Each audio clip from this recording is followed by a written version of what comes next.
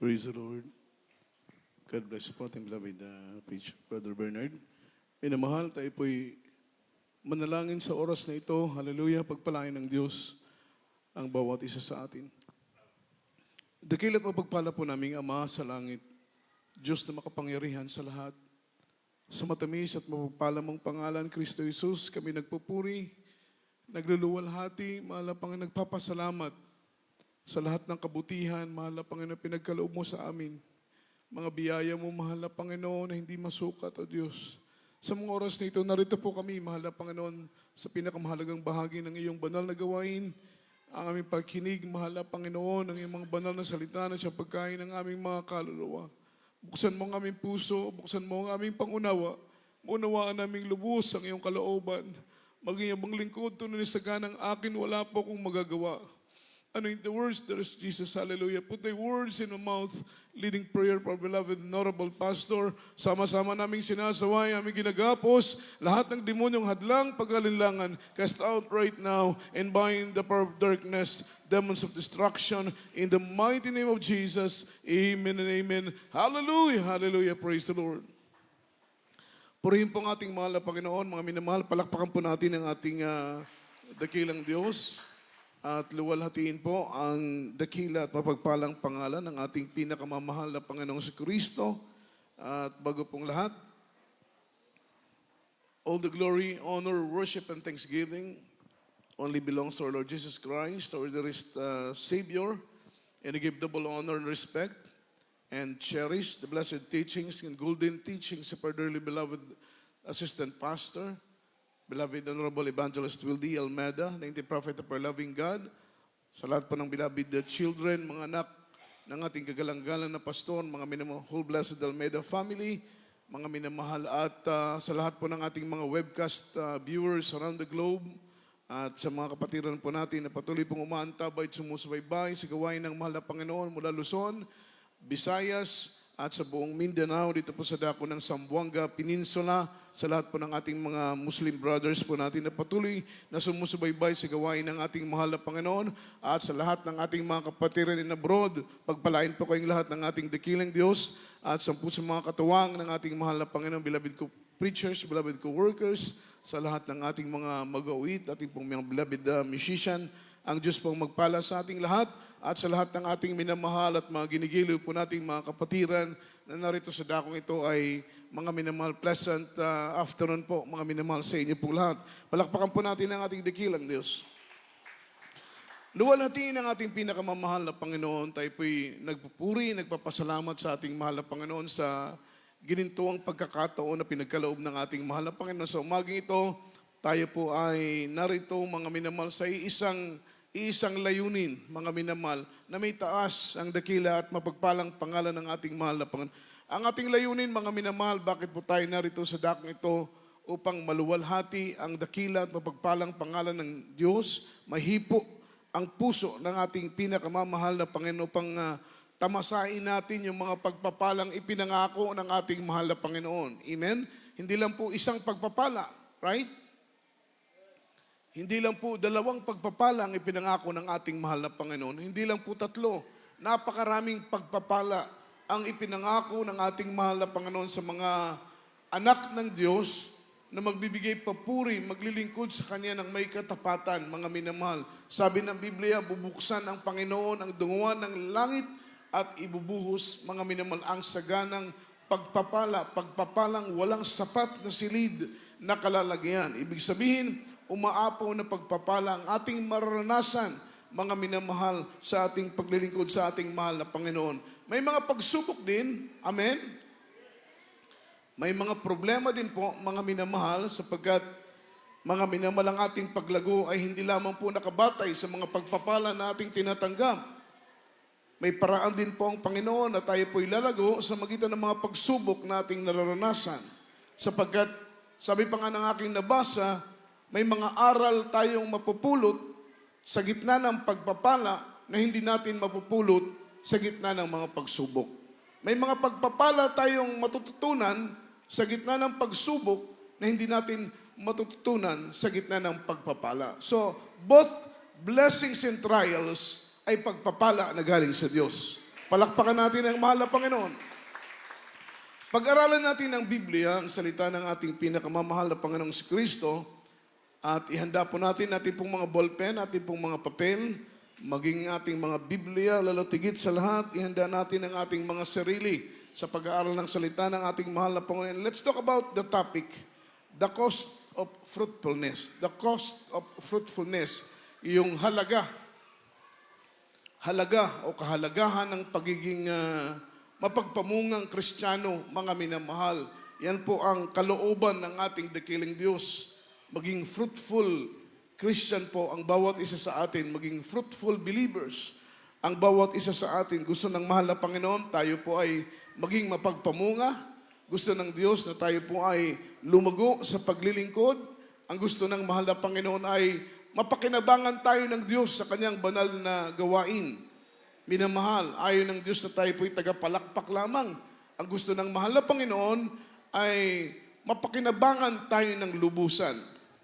Yung magamit tayo sa gawain ng ating pinakamamahal na Panginoon. Bakit po mga minamahal? Para hindi masayang yung potential na ibinigay sa atin ng ating mahal na Panginoon. Tayo pong lahat, bawat isa sa atin, meron tayong kanya-kanyang gift. Meron tayong kanya-kanyang potential.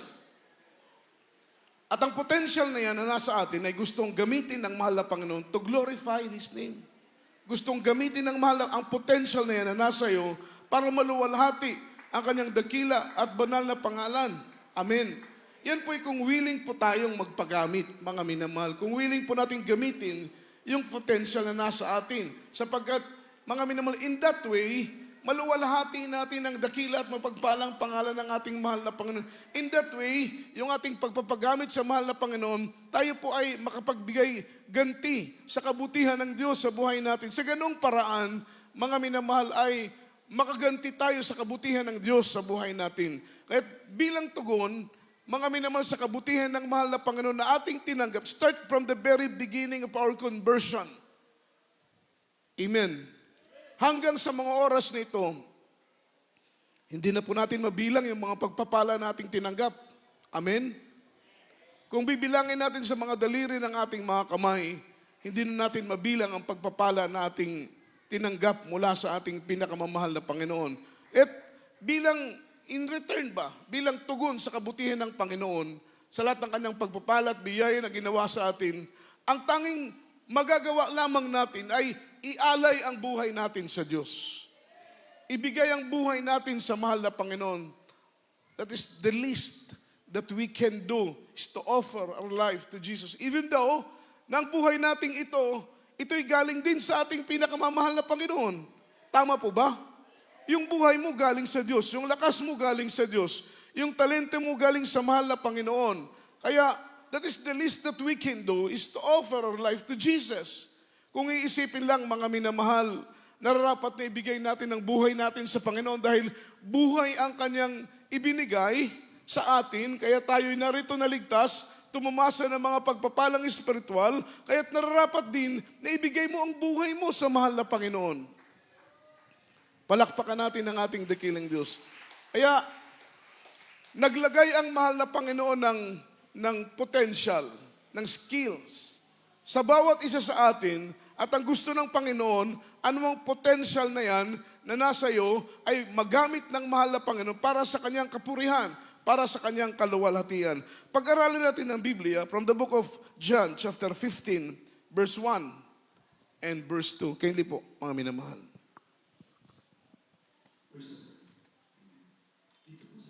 Ang kabanata ay 15 at ang talata ay 1 hanggang 2. Ako ang tunay na puno ng ubas at ang aking ama ang magsasaka. Ang bawat sanga na nasa akin ay hindi nagbubunga ay inaalis niya. At ang bawat sanga na nagbubunga ay nililinis niya upang lalong magbunga. Amen. Palakpakan natin ang ating pinakamamahal na Panginoon. Ang ating mahal na Panginoon, He is the true vine and we are the branches. Yung kanyang beloved Father, the God Almighty, is the husbandman. Siya po yung magsasaka. Sabi ng Bible, yung mga sanga na walang bunga, anong ginagawa? Amen? Anong ginagawa doon sa walang bunga? Pinuputol, kinakat off. Everybody shout, praise the Lord. Anong sabi po rito sa Tagalog version? Ako ang tunay na puno ng ubas, at ang aking ama ang magsasaka. Ang ating mahal na Panginoon, siya ang puno ng ubas. Tayo po yung mga sanga, at ang kanyang ama ay magsasaka. Ang bawat sanga na sa akin ay hindi nagbubunga, ay inaalis. At ang bawat sanga na nagbubunga, ay nililinis niya. Anong purpose? Bakit nililinis? Upang lalong maging mapagpamunga. Palakpakan po natin ang ating pinakamamahal na Panginoon. Dalawa pong process, mga minamahal. Yung mga Kristiyano, we are all branches in Jesus Christ is the true vine. Tayo po ang mga sanga, ang Panginoon siya ang puno. Tayo pong mga sanga, mga minamahal, double check palagi yan ng ating mahal na Panginoon. Yung ating performance, yung ating status, how do we na tayo po ay maglingkod at magpahalaga sa kaligtasan ng ating mga kaluluwa. Sinusukat yan ng ating mahal na Panginoon. Kung paano mong pinagtatrabaho ang iyong kaligtasan, binibigyan niya ng grado ng Diyos. Di ba sa eskwelahan? Sinong nagagrado sa atin? Yung ating mga teacher. Amen. Every quizzes, every project, yung ating mga sa ating mga recitation, mga minal, may mga gradong binibigay yung ating mga teachers. Amen. Pag malapit nang matapos ang grado, mayroong tinatawag na final average. Everybody shout, praise the Lord. Yung teacher natin ang nagbibigay, sometimes kinukuha doon sa mga extra core natin, additional average. Meron tinatawag na final average. So ang nagagrado dito sa atin, hindi ang preacher. Take note, ha? Amen? Hindi ang ating beloved pastor ang nagagrado sa atin. Hindi ang ating beloved preacher ang nagagrado sa atin. Ang ating pinakamamahal na Panginoon, the way kung paano nating piniperform yung ating paglilingkod sa ating pinakamamahal na Panginoon. Kaya nga tinawag ang Biblia, ang kaligtasan individual eh. Hindi ka maligtas ni numan. Tatay mo, nanay mo, kapatid mo, sino man dyan. Hindi ka nila maligtas. Maliligtas ka sa iyong sariling pagsusumikap. May kapatid nga nagtanong eh, Brad, ilang taon ba yung pwedeng paglilingkod ng isang Kristiyano para daw siya ay maging malagong mananampalataya? Napakagandang tanong, mga minamahal. Ilang taon daw yung pwedeng ipaglingkod ng Kristiyano? 2 taon pa, Brad? 3 taon ba, Brad? 5 taon ba ang dapat kong paglilingkod para maging malago akong Kristiyano? Yung pagiging malagong Kristiyano, hindi po nakabatay yan, minamahal, sa tagal ng ating paglilingkod sa ating pinakamamahal na Panginoon. Hindi porket 5 taon ka na, malago ka na. Hindi porket 10 taon ka naglilingkod, malago ka na. Hindi ibig sabihin 15 taon ka naglilingkod, malago ka na. No, hindi po dyan. Yung paglagong espiritual, hindi po yan minamahal, makinig po kayo, hindi po yan nakabatay sa tagal ng taon ng ating paglilingkod. Pero mga kapatiran, hindi naman po lahat. May mga kapatiran tayo na 15 taon na naglilingkod, 10 taon na naglilingkod, dumadalo sa gawain, pero bansot pa rin ang pananampalataya. Imagine, hindi naman po lahat, mga minamahal, pero marami tayong mga kapatiran na, mga minamahal, bata pa rin sa pananampalataya. Kahit po matagal nang naglilingkod sa ating pinakamamahal na Panginoon. 15 taon, 10 taon, mga minamahal, 20 taon ang naglilingkod. Pero pag may mga karamdaman, may mga sakit, takbo pa rin ang ospital, asa pa rin sa kamot, asa pa rin sa doktor.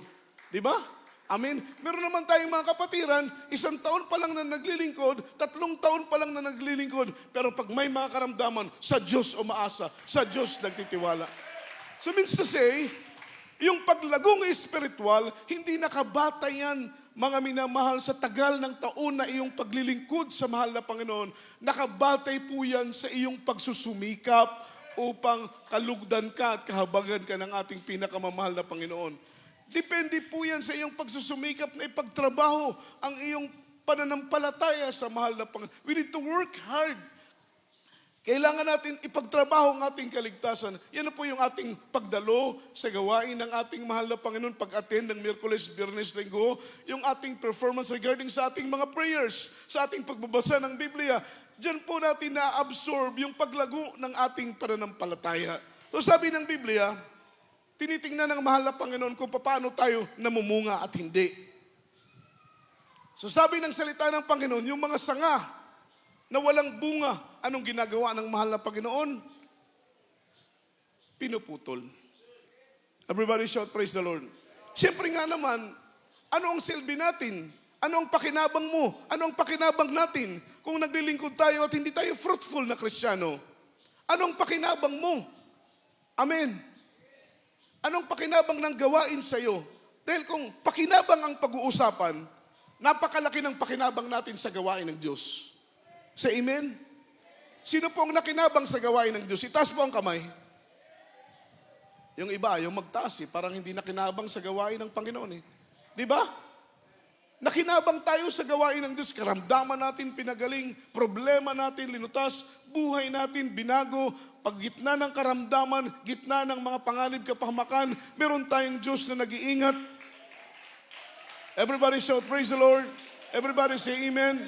So kung pakinabang lang ang pag-uusapan, napakalaki ng pakinabang natin sa gawain ng ating mahal na Panginoon. Kaya nga tayo umiiyak. Hindi natin mapigilan yung ating mga luha sa pag-iyak, sa pagpapasalamat sa kabutihan ng ating mahal na Panginoon. Pagkat batid natin, nauunawaan natin ng buong puso, ng buong isip, na kung hindi natin nasumpungan ang gawain ng Panginoon, ano kaya ang buhay natin ngayon? Di ba? Siguro ang iba sa atin patay na. Siguro ang iba saan linilitsyon na ang ating mga kaluluwa doon sa init ng apoy ng impyerno. Siguro ang iba sa atin hanggang ngayon, bat-bat pa rin ang iba't ibang uri ng karamdaman at mabibigat na mga problema. Amen? Wala tayong kapayapaan. Rest assured na wala kang kapayapaan dahil yung nakakasumpong ng kapayapaan na hindi kayang ikumpara, hindi kayang bayaran ng salapi ay yung mga Kristiyanong itiniwala, ilinagak ang kanilang buhay sa ating pinakamamahal na Panginoon. Tiyak na bagay yun. Wala tayong kapayapaan, wala tayong kagalakan. Amen? May sakit ka na, may problema ka na, wala ka pang kapayapaan. So, complete package. Yung matatanggap mo kapag hindi ka maglingkod sa mahal na Panginoon. Pero complete package din po yung matatanggap mo kapag isuko mo, ibigay mo ang buhay mo sa ating pinakamamahal na Panginoon. Kaya't kung pakinabang ang pag-uusapan sa gawain ng mahal na Panginoon, talagang hindi matapos-tapos ang ating pagpapasalamat sa mga pakinabang nating natamo mula ng pinaglingkuran natin ang ating mahal na Panginoon. Kaya nga tayo hanggang ngayon nanatili sa paglilingkod sa ating pinakamamahal na Panginoon dahil mga minamahal, marunong tayong tumanaw ng utang na loob. May mga taong hindi marunong tumanaw ng utang na loob. Yan po yung mga Kristiyanong pagkatapos pinagpala tumalikod. Yan po yung mga Kristiyanong pagkatapos pinagaling tumalikod. Yan po yung mga Kristiyanong pagkatapos mga minamahal, nakita nilang pag-iingat ng Panginoon, tumalikod. Yan po yung mga Kristiyanong walang utang na loob, mga minamahal. Kagaya ng maraming tao ng bansa ng Israel, mga minamahal. Right after na tinanggap nila yung blessing, materially, financially, spiritually, mga minamahal, kinalimutan nila ang ating pinakamamahal na Panginoon. Ang tawag po dyan, mga Kristiyano na walang utang na loob. Amen. Tayo, nananatili tayo sa gawain, mga minamahal, sa kabila ng problema, pagsubok, kahirapan, patuloy pa rin tayong naglilingkod dahil tayo yung uri ng mga Kristiyano na mga minamahal, marunong magtanaw ng utang na loob sa kabutihan na binigay na sa atin ng mahal na Panginoon. In return, pinaglilingkuran natin ang Diyos ng buong puso, ng buong isip, buong lakas at kaluluwa. Yung mga Kristiyanong walang bunga, mga sanga na walang bunga, pinuputol ng Panginoon. Yung mga Kristiyano naman na fruitful, amen, tinitriman ng mahal na Panginoon. Everybody shout, praise the Lord. Anong purpose? Para lalong maging mapagpamunga. Yung pagtrim, yung pagputol. Amen. Mga sanga, mga dahon, yung mga parte na mga sanga na mga matanda na at hindi na mamumunga, tinitrim ng ating pinakamamahal na Panginoon. Yan po yung mga pagsubok, mga problema, pagtutuwid, pagtuturo, mga pagsaway ng mahal na Panginoon sa buhay natin dahil gusto ng Panginoon maging fruitful tayong mga Kristiyano. Palakpakan po natin ang ating dakilang Diyos. Ang sabi rito, being fruitful are very significant word because it is mentioned in the Bible for almost 63 times. Kaya tinawag po yung significant, mahalagang salita po yan. Almost 63 times mentioned only in in New Testament rather, wala sa Old, New Testament. Kaya makita mo, very significant yung word na yon. Yung word na fruitful. Ang sabi po rito, mga minamahal, because it is mentioned in the Bible for almost 63 times, only in New Testament, that word is very significant to our loving God. In order to be fruitful, whether you like it or not, tatanggalin ng mahal na Panginoon ang lahat ng hadlang sa paglago ng iyong pananampalataya. Amen. In order to be fruitful, para maging mapagpamunga tayong Kristiyano, lahat ng hadlang sa iyong paglago, isa-isang tatanggalin ng ating mahal na Panginoon. Because our loving God are truly concerned for our spiritual growth. Masyado pong concern si Papa Jesus.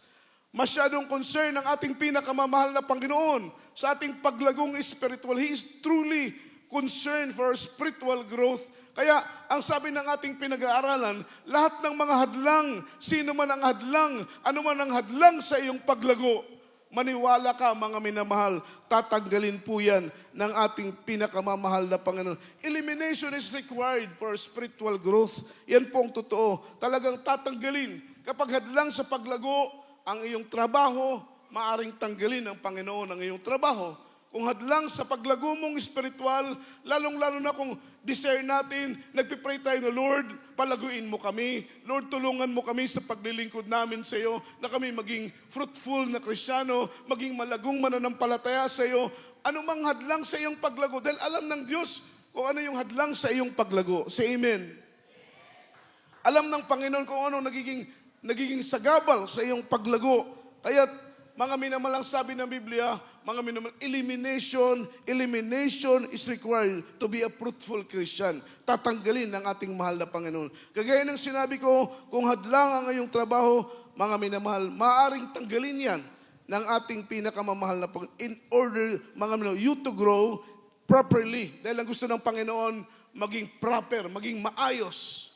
Palakpakan natin ang ating dakilang Diyos. Ang gusto ng mahal na Panginoon, maging maayos ang ating paglago.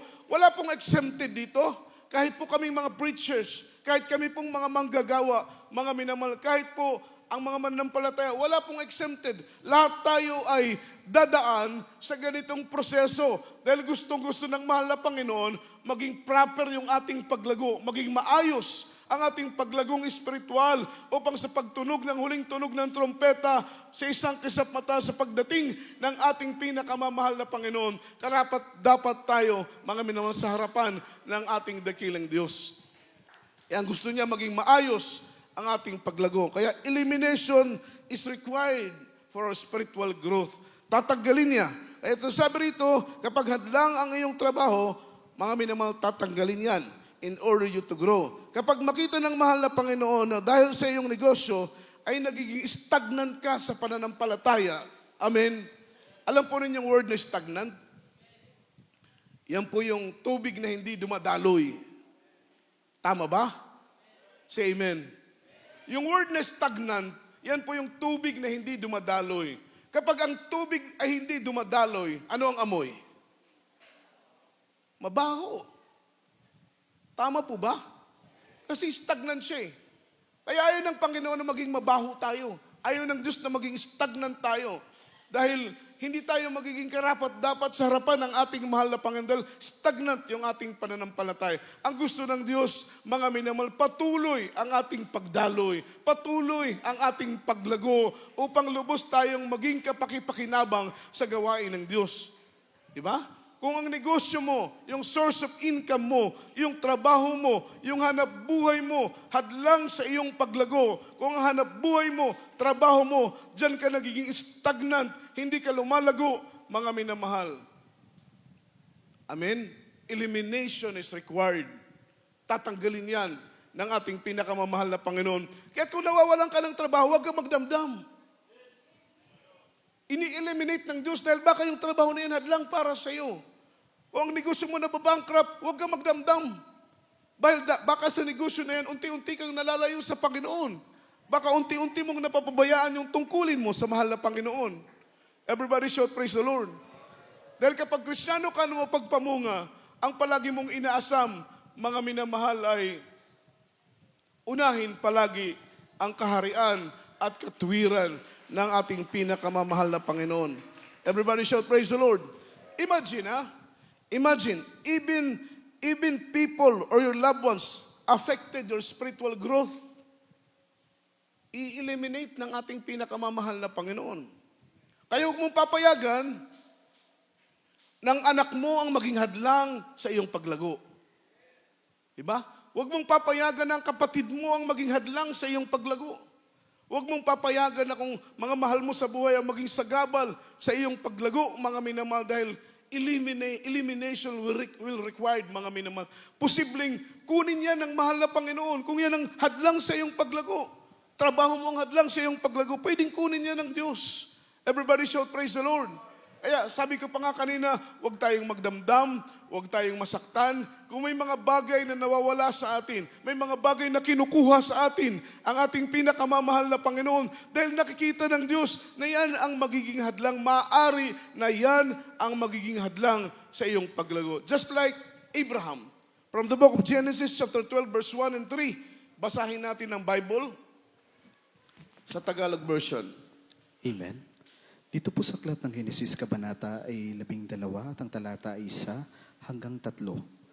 Sinabi nga ng Panginoon kay Abraham, umalis ka sa iyong lupain at sa iyong kamag-anak at sa mga bahay ng iyong ama na ikaw ay pasalupaing ituturo ko sa iyo at gagawin kitang isang malaking bansa at ikaw ay aking pagpapalain at pagdadakilain ko ang iyong pangalan. At ikaw ay maging isang kapalaran, at pagpapalain ko ang mga magpapala sa iyo, at susumpain ko ang mga susumpa sa iyo, at pagpapalain sa iyo ang lahat ng angkan sa lupa. Amen. Palakpakan natin ang salita ng ating mahal na Panginoon. God bless you po sa pagkabasa ng salita ng mahal na Panginoon. Ano po sabi ng mahal na Panginoon kay Abraham, yung message ni Lord, message ng mahal na Panginoon kay Abraham, Get thee out of thy country. Get thee out from thy kindred. Get thee out from your father's home. Umalis ka. Umalis ka sa iyong sariling bansa. Umalis ka sa iyong sariling lahi. Sa mga tahanan, pamamahay ng iyong mga magulang. Yun ang order ng ating pinakamamahal na Panginoon. Basahin natin sa Tagalog. Sinabi ng Panginoon kay Abraham, umalis ka sa iyong lupain, sa iyong kamag-anak, at sa bahay ng iyong ama. At ikaw ay pasalupaing ituturo ko sa iyo. Ito po yung greater purpose ng mahal na Panginoon kay Abraham. Dahil sa bawat isa sa atin, meron pong purpose ang ating mahal na Panginoon. Hindi tayo tinawag, mga minamahal, dahil walang dahilan. Tayo po'y tinawag, pinili ng mahal na Panginoon. Meron pong greater purpose ang Diyos sa buhay mo. Palakpakan po natin ang ating mahal na Panginoon. Maniwala po kayo. Ako, mga minamahal, hindi ko po akalain na ako'y gagamitin bilang mga ngaral dahil wala sa ambisyon ko, wala sa pangarap ko. Mga minamahal, ang totoo nga lang po, ayaw kong maging full-time worker dahil tatay ko full-time, mga kapatid ko full-time, pinsan ko mga full-time. Nakita ko yung hirap sa loob. Bumabakasyon ako sa loob, nakita ko yung hirap bilang maging manggagawa. Pag makita nyo yung buhay, yung hirap ng pagiging manggagawa, mas mainam nga ngayon, may blessing eh. Nung panahon namin noon, ni 20 pesos, wala kaming blessing. Ganun ang hirap. Everybody shout, praise the Lord. Naalala ko noon, merong kamalunggay malapit sa pastoral house. Mga minamahal, unti pa lang yung usbong eh. Kanang udlot ba? Kuhaon na. Kaya kung pwede pang muhilak ang kamalunggay, hilak good. Everybody shout, praise the Lord. Sa grabing trials, grabing hirap, nakita ng dalawang mata ko yung hirap ng beloved father ko, ng mga kapatid ko sa loob ng pastoral house. Eh sabi ko, Lord, di talaga ako mag-worker kahit anong mangyari. Amen. Pero hindi mo kalooban ang masusunod. Kalooban ng ating pinakamamahal na Panginoon. Palakpakan po natin ang ating dakilang Diyos. Kaya sa Biblia, mga minamahal, yung greatest calling, mayroon pong calling kasi ang bawat isa sa atin. Mayroon pong purpose. Once na willing kang magpagamit, may purpose ang Diyos. Bakit ka nandito? Maniwala kayo. Palakpakan po natin ang ating mahal na Hindi ka tinawag ng mahal na Panginoon para maging dekorasyon lang. Hindi ka tinawag ng mahal na Panginoon para sa simpleng pagkatawag. Pero pong greatest calling, ang mahal na greatest purpose, greater purpose ang mahal na Panginoon sa iyo at sa akin. Bakit tayo nandito, mga minamahal? Ang kailangan lang po natin, maging willing tayo sa pagpapagamit sa gawain ng ating pinakamamahal na Panginoon. Bakit po? We are one in the body of Christ. We are the particular in the body of Christ. Tayo po'y membro sa iglesia ng ating mahal na Panginoon. May purpose ang Diyos. Bakit ka tinawag? May purpose ang Panginoon. Bakit ka nandito? Yun ang kailangan mong alamin. Yun ang kailangan mo nung ipag-pray na, Lord, buksan mo ng aking puso, buksan mo ng aking pangunawa, ituro mo sa akin, Panginoon, kung anong layunin mo sa buhay ko.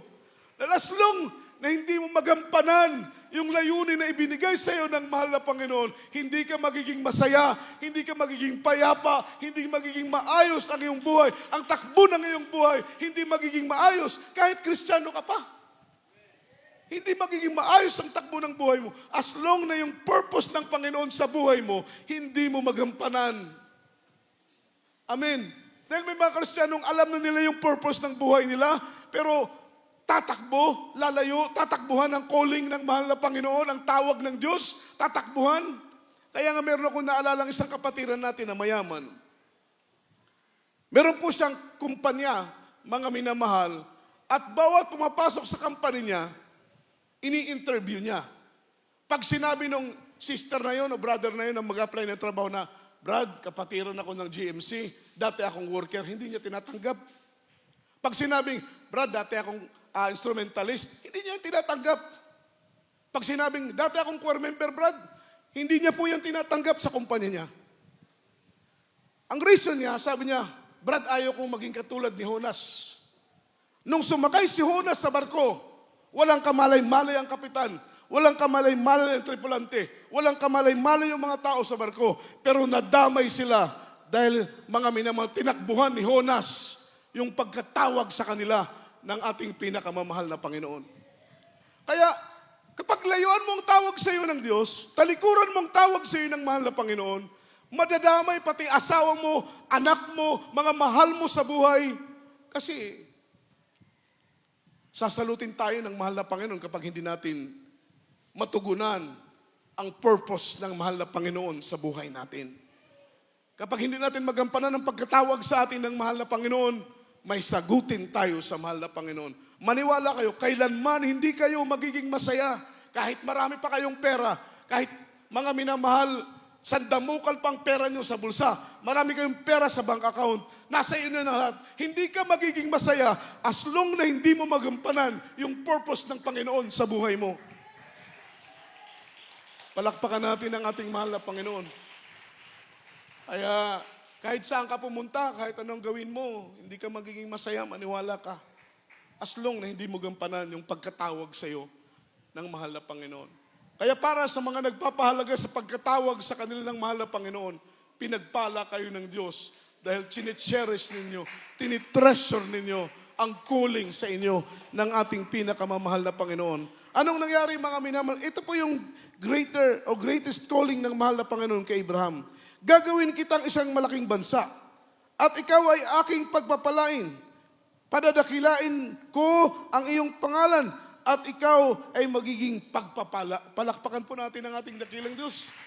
Ang sino mang sumumpa sa iyo, susumpain ko rin. Ang sino mang magpala sa iyo ay pagpapalain ko rin. So makita mo, yung purpose ng mahal na Panginoon kay Abraham, ang nakita ng Diyos, bakit po ilinayo ng Panginoon si Abraham sa kanyang mga loved ones? Dahil sabi rito, lumayo ka. Amen, lumayo ka sa iyong mga mahal sa buhay. Lumayo ka sa sarili mong bansa. Lumayo ka sa tahanan ng iyong mga magulang. Dahil nakita ng Panginoon na maaaring maging hadlang ang mga loved ones, maaaring maging hadlang yung kanyang mga magulang, mga minamahal kapag nasa sarili niyang bayan, maaaring hindi lumago si Abraham. So kung hindi siya lumago, mga minamahal, hindi magagawa ng Panginoon ang kanyang mataas na pagkatawag para kay Abraham. Everybody shout, praise the Lord.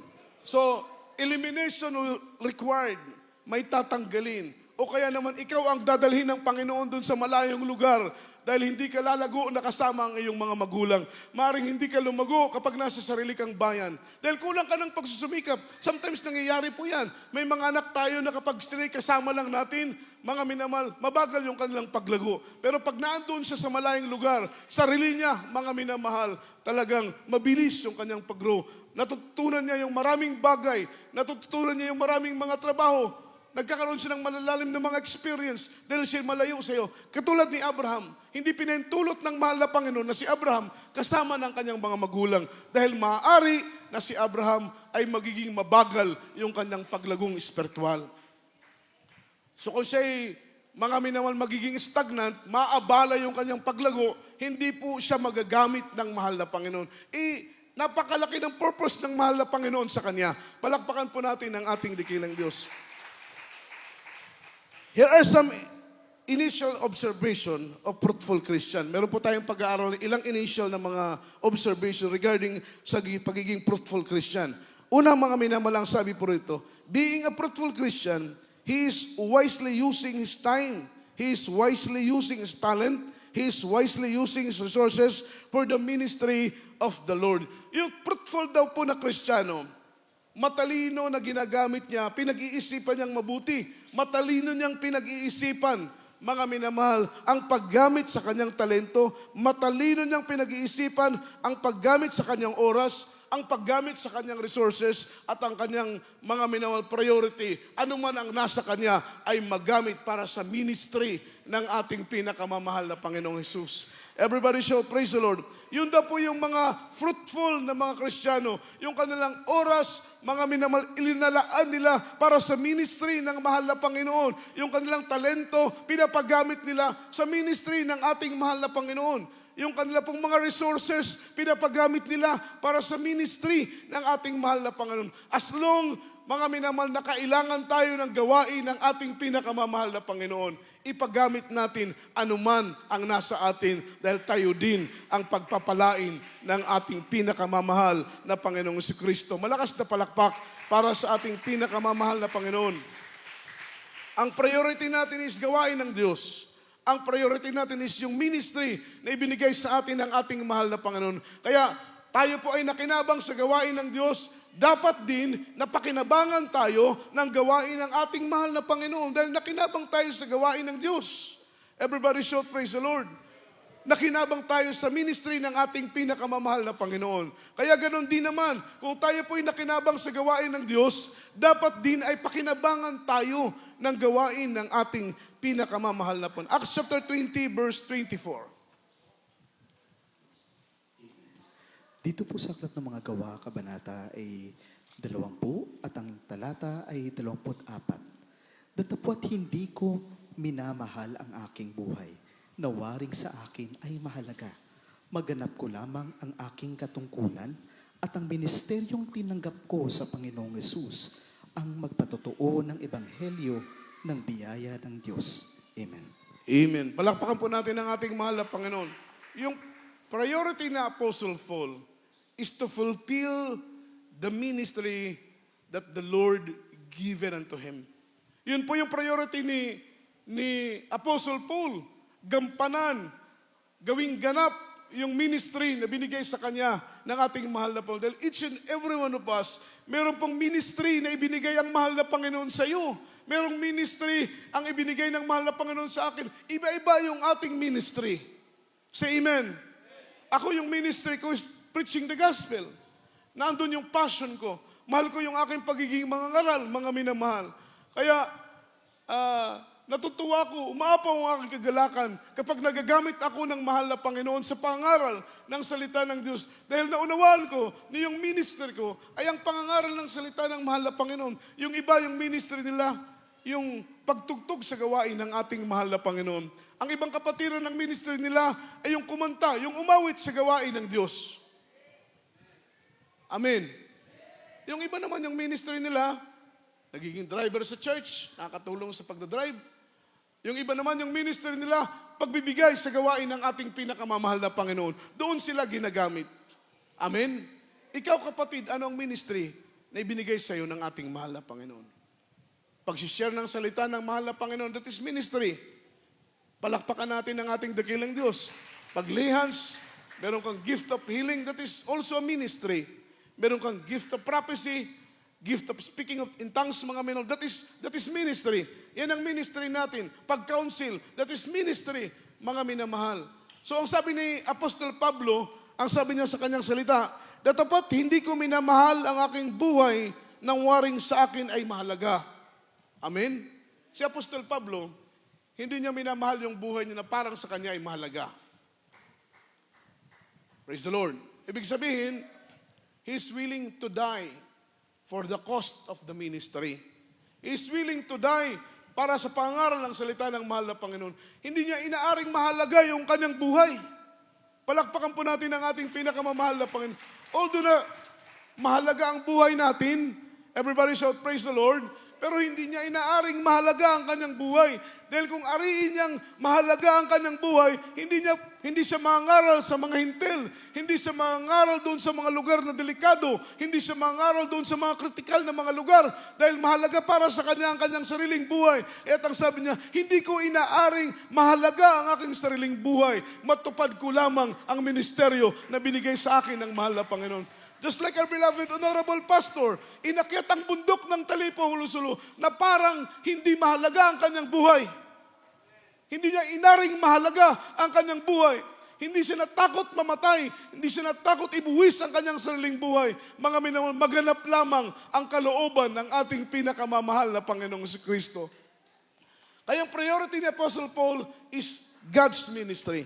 Ang sabi po rito, mga minamahal, Apostle Paul's priority is to fulfill the ministry of that God given unto him. Kung preacher ka, mga minamahal, kung mangaral ka,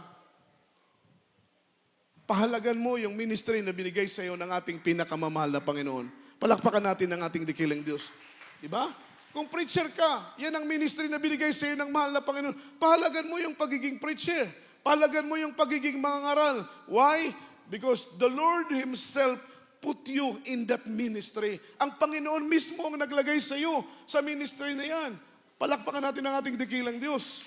Kung manggagawa ka, tinawag ka bilang isang manggagawa, ayusin mo yung pagiging manggagawa mo. Ayusin mo, pahalagahan mo yung pagiging manggagawa mo. Why? Because Jesus, Lord Himself, put you in that ministry. Hindi tao ang naglagay sa iyo. Ang ating mahal na Panginoon naglagay sa iyo bilang mangaral. Ang mahal na Panginoon naglagay sa iyo bilang mag-aawit, mga minamahal. Hindi tao ang nag-appoint sa iyo. Hindi tao ang nag-ordain sa iyo para maging mag-aawit as a Dolls Choir, as a Finest Choir, as a Youth Choir. Hindi tao ang naglagay sa iyo.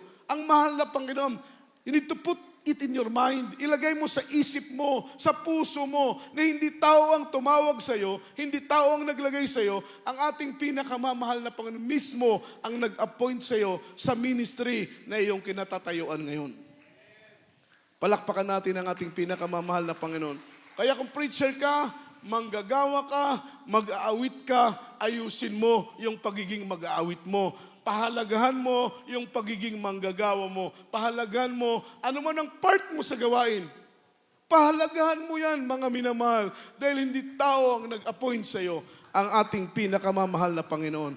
Palakpakan po natin ang ating dakilang Diyos. Everybody shout, praise the Lord.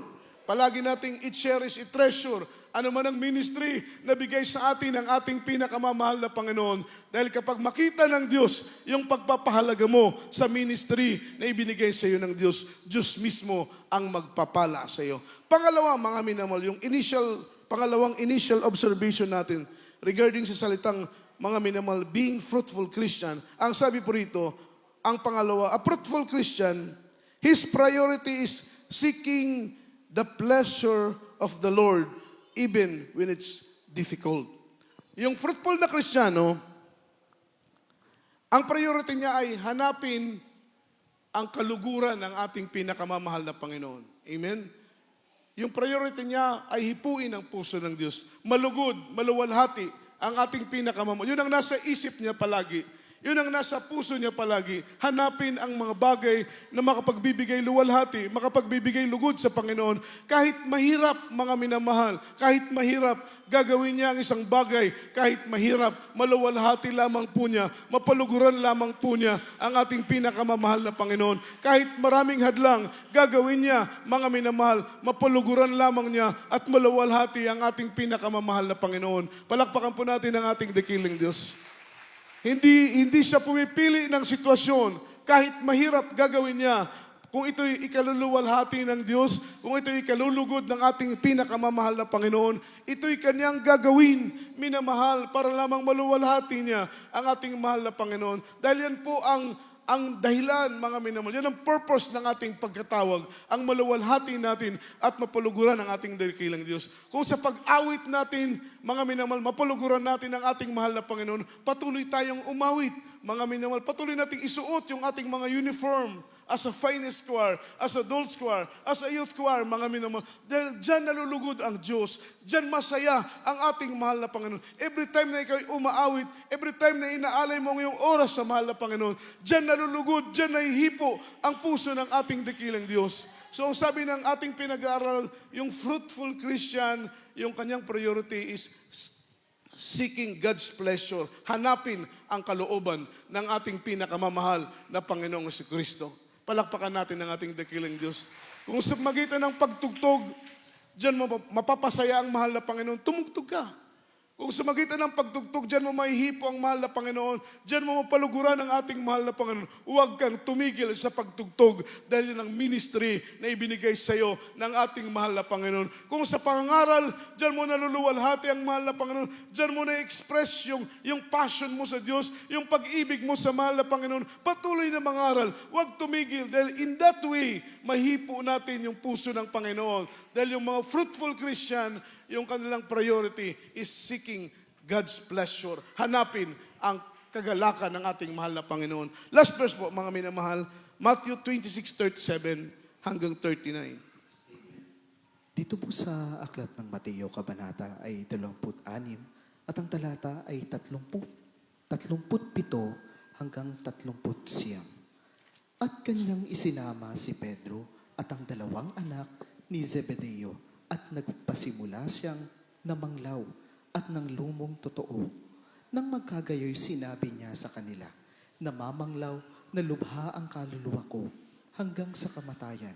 Mangagtira kayo rito at makipagpuyat sa akin. At lumakad siya sa dako paroon at siya'y nagpatira pa at nanalangin na nagsasabi, Ama ko, kung baga maaari ay lumipas sa akin ang sarong ito. Gayon may huwag ang ayon sa ibig ko, kundi ang ayon sa ibig mo. Amen. Palakpakan natin ng ating dakilang Diyos. Everybody shall praise the Lord.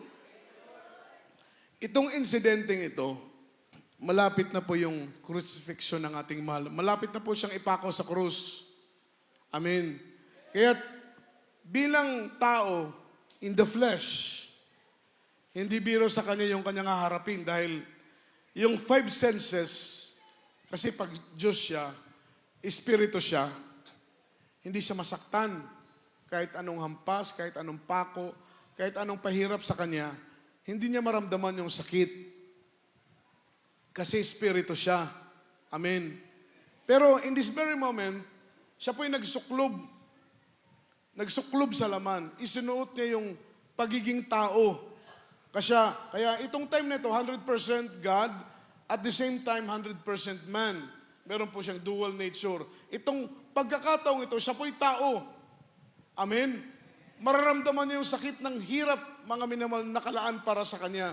Kaya, mga minamahal, papunta pa lamang po sila sa Garden of Gethsemane, siya po'y lalapit sa Panginoon upang manalangin, masyado na pong ang kanyang puso'y napipighati. Sobrang hirap na po ang kanyang nararamdaman. Kaya ang sabi ng Bible in verse 37, kanyang isinama si Pedro at ang dalawang anak ni Zebedeo at nagpasimula siyang mamanglaw at nang lumong totoo. Nang magkagayon sinabi niya sa kanila, namamanglaw ng lubha ang aking kaluluwa hanggang sa kamatayan, nangatira kayo rito at mangagpuyat sa akin. In verse 39, siya po yung nagpipray na, mga minamahal. Ito po yung one of the very perfect example ang ating mahal na Panginoon regarding sa mga fruitful na mga believers, ang ating mahal na Panginoon ay perpektong halimbawa na sa kanyang buhay, wala siyang ibang iniisip kundi maluwalhati ang kanyang Ama na nandoon sa langit. Bawat oras, bawat araw, bawat panahon ng kanyang buhay, nasa puso niya, nasa isip niya, mga minamahal, nakatatak sa isip niya ang mapuluguran at maluwalhati ang kanyang Ama na nandoon sa langit. Kaya nung siya po ay nasa matinding kapighatian, siya po ay nanalangin. Ang sabi niya sa verse 39, at lumakad siya sa dakpa roon, at siya'y nagpatirapa at nanalangin, at nagsabi, Ama ko, kung maaari, lumampas sa akin ang sarong ito. Ang ibig sabihin, yung kamatayan. Kung maaari, lumampas sa akin ang kamatayang ito. Gayon may, hindi ang kalooban ko ang masunod, kundi ang ibig mo. Palakpakan po natin ang mahal na Panginoon. Not my will, ang sabi niya, not my will be done, but they will. Hindi ang kalooban ko ang maganap, kundi ang kalooban mo, Panginoon. Yun po ang mga Kristiyanong mapagpamunga, mga Kristiyanong lumalago sa pananampalataya, mga minamahal, palagi nilang inuuna kung ano ang kalooban ng ating pinakamamahal na Panginoong Jesucristo, mga minamahal, sapagkat nandun ang blessing, nandun ang pagpapala. Anong sabi ng Biblia? Mga minamahal, seek ye first the kingdom of God, and His righteousness, and all these things shall be added unto you. Idadagdag mo ng mahal na Panginoon ang mga pagpapala.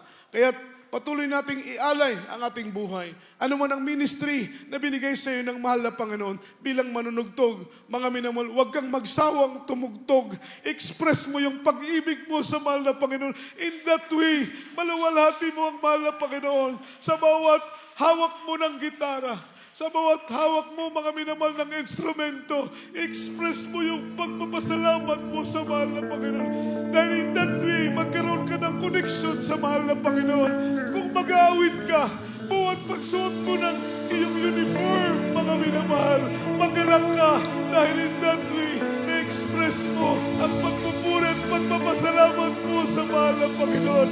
Kung mangaral ka, yan ang ministry na binigay sa iyo ng Diyos. Kung mag-awit ka, yan ang ministry na binigay sa iyo ng mahal na Panginoon. Pahalagahan mo yung ministry na binigay sa iyo. Why? Because our Lord, our loving God Himself put you in that ministry. Siyang naglagay sa iyo. Naging mag-awit ka pa, kapatid, dahil yun ang kalooban ng mahal na Panginoon sa iyo. Naging mangangaral ka, naging manunugtog ka. Ano man ang part mo sa gawain ng mahal na Panginoon, ano man ang ministry na inatag ng Diyos sa iyong balikat, diyan ka pagpapalain ng Panginoon. At sa ministry na yan, express mo sa Diyos yung pagpupuri mo at pagpapasalamat sa Kanya. Awitan natin ang mahal na Panginoon.